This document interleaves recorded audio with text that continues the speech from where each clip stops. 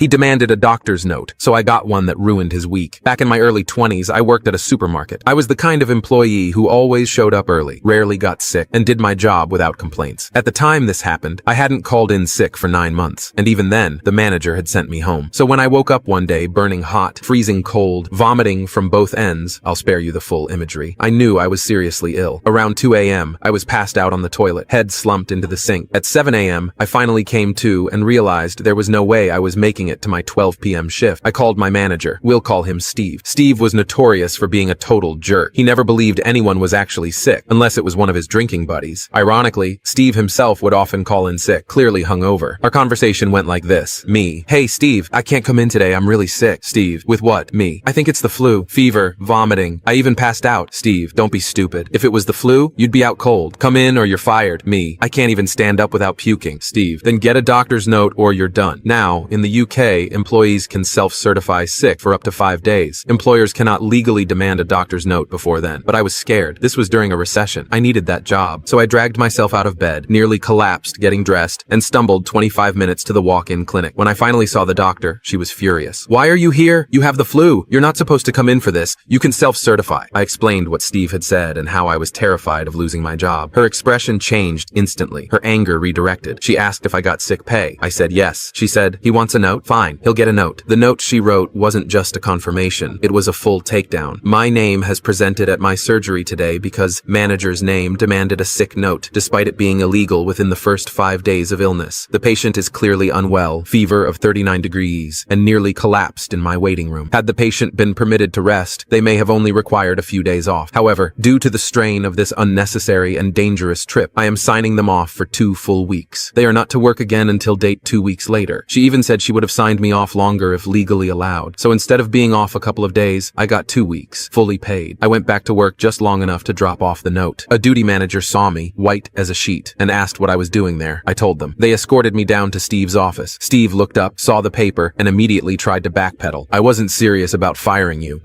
Sure. The duty manager wasn't having it. They told Steve they were driving me home and that I shouldn't have been there to begin with. They later reported the entire situation to our union rep. Steve got a disciplinary hearing, a final warning, and had to work overtime because we were short-staffed. Since I was off enjoying 2 weeks of recovery in the sunshine, all because he demanded a doctor's note.